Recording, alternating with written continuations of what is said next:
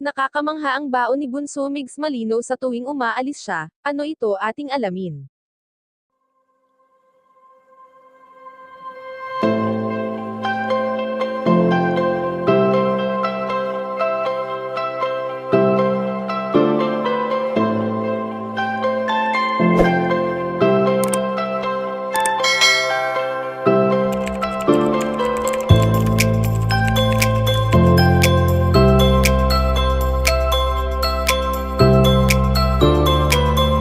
Alam naman natin na trabaho na ni Bunso Migs Malino ang palagi ang pag-alis nito at kung saan-saan ito tumutungo, lalo pa na ang nagiging content nito sa kanyang YouTube channel ay ang makapagbigay tulong sa mga tao.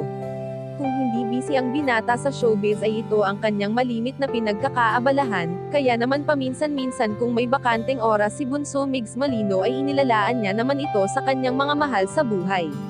Sa tuwing lumalabas ang pamilya Malino ay palagi nila itong ibinabahagi sa kani-kanilang social media accounts, na talaga namang marami ang natutuwa sa kung anong samahan ang mayroon sila.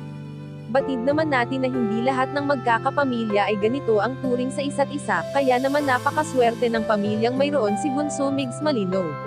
Masakit man kung ating iisipin ngayon na ang dating kasakasama nila sa kanilang bonding na si Cutie Mahal ay hindi na nila muling makakasama pa.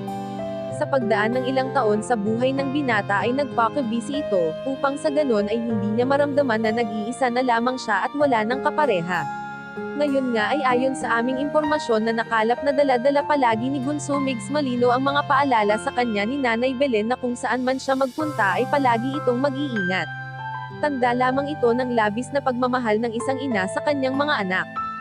Yung mga kachika, anong masasabi nyo dito? Please leave the comment and don't forget to subscribe.